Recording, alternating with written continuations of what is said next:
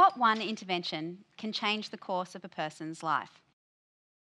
I'd like you to take a moment to think about your life so far, from birth through until this very moment here today.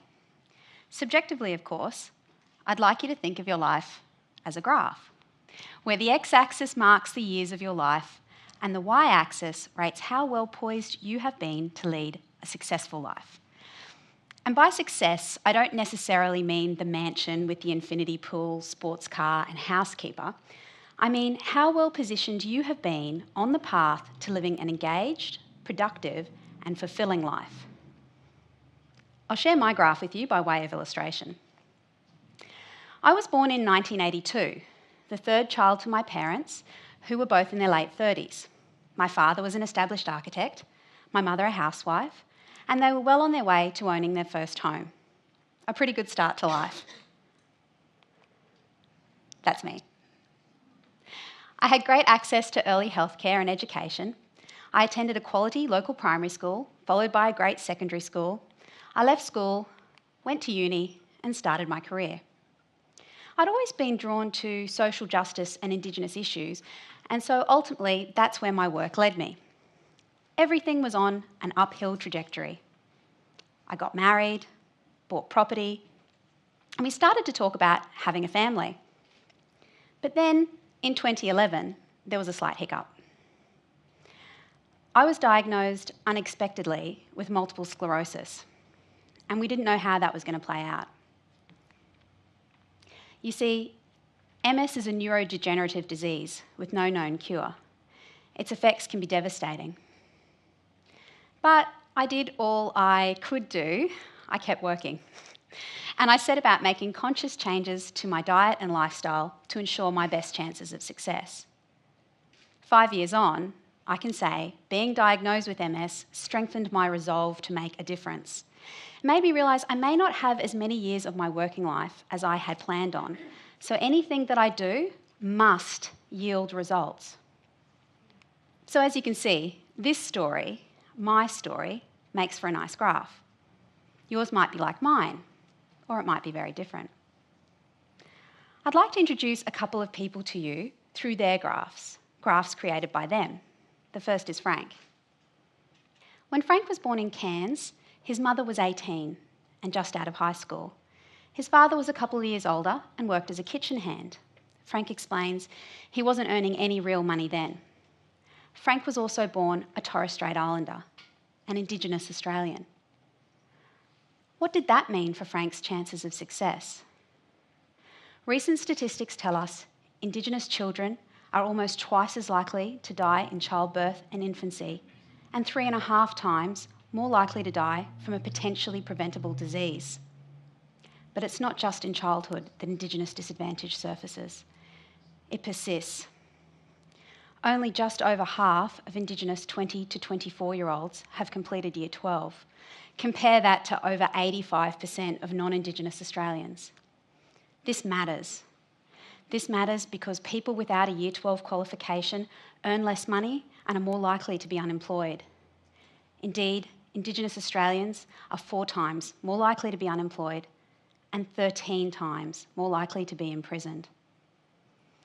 And in 2016, a young Indigenous man like Frank can expect to live to 69 years. That is, to die 10 years younger than his non-Indigenous friends. Frank had some positive early educational experiences, including bilingual instruction. In primary school, he took to playing rugby, and he also showed promise in his classes. A significant change to Frank's family situation, shortly after he started at the local high school, temporarily put him on shaky ground. Thankfully, he soon stabilised again, securing an apprenticeship at a local butcher shop. That enabled him to contribute to his family financially. But then something happened in Frank's life here. Something Frank credits as having catapulted his chances of success. So what one intervention can change the course of a person's life? Let's leave Frank for a moment. This is Jemison. Jemison was born in Rockhampton, also in regional Queensland. Her parents were married at 18 and had her older brother at 19, and Jemison was born when they were 22.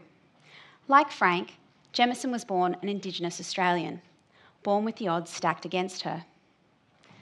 Jemison only learnt recently of her parents' struggles, both with racism and financially. Like all loving parents, they sheltered her from much of this. She still remembers the first time she experienced racism. She told me when she was 6, a boy in her class cut her because her skin was a different colour. Understandably, she went home to her parents distraught, but she credits this and subsequent experiences of discrimination with building her resilience. When she was 12, her family moved away to a neighbouring town, Bowen, which she explains disrupted the life she knew. With ever-increasing resilience, she recovered. However, when she was 15, a significant family loss sent her into a depression of sorts. She explains, "I hit rock bottom pretty bad." Shortly afterwards, Jemison travelled to a neighbouring town with a netball team, where a chance encounter led to another significant change in her life. Here. One that she says changed the trajectory of her life. So what one intervention can change the course of a person's life? What happened to both Frank and Jemison at these 2 points? What do they both credit with having catapulted their chances of success? I'll tell you. They both received a scholarship to attend a high-quality boarding school in Brisbane, one of the best in the state, through the Australian Indigenous Education Foundation, AIEF. The simple truth here is access to quality education changes lives. At this very moment, over 500 students are studying on AIF scholarships across the country. They come from very remote, regional and metropolitan communities. There are male and female students. Some are good at sports, many are not. Some have high academic results and many are average, like the rest of us. They study at over 30 different schools, accessing high quality education in culturally inclusive environments.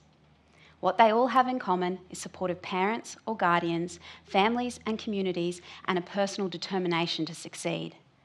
AIEF just removes the financial barriers. So what does it mean for an Indigenous student's chances of success when they receive an AIEF scholarship? As I mentioned earlier, only slightly more than half of Indigenous 20 to 24-year-olds have completed Year 12. Indigenous students on an AIEF scholarship have a retention and Year 12 completion rate of 93%. And Indigenous students on an AIEF tertiary scholarship have a 96% rate of retention and completion. And once these students finish school, 93% of AIEF graduates are productively engaged in employment, further studies and other pursuits, with the remainder in active transition management. They work or study in law, banking, finance, engineering, education, medicine and so many other disciplines. Access to quality education changes lives. It is changing our nation. Since we started this work, 311 graduates have finished school, and remember, there are over 500 Indigenous students right now making their way through to graduation. Now, I should say, high-quality education with high expectations need not occur in a boarding school.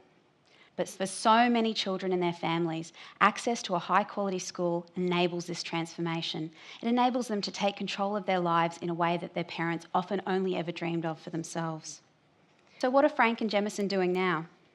After school, Jemison decided to do a year of a communications degree while still pursuing her netball dreams.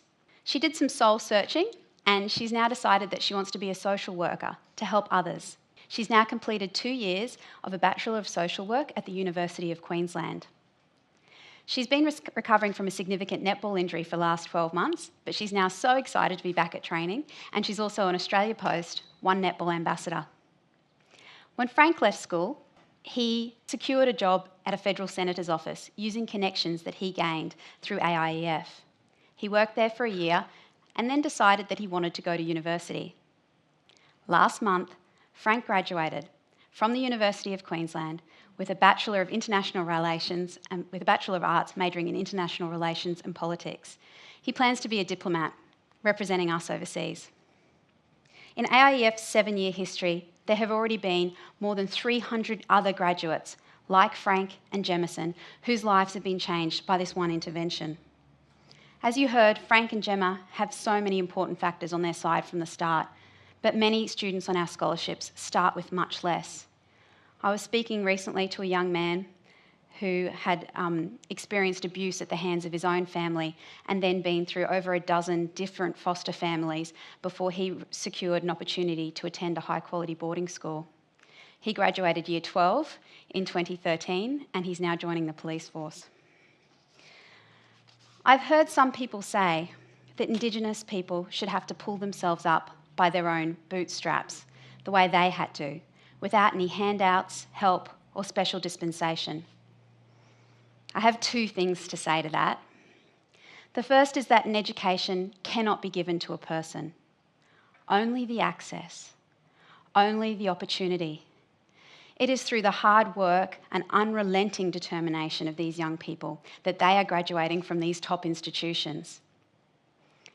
The determination of this ever-growing group of graduates inspired me to keep working hard when my life took a turn, an unexpected turn for the worst. And their continued success is constant affirmation that I am in the right business. And on the subject of bootstraps, I think social commentator and cartoonist Michael Leunig says it best.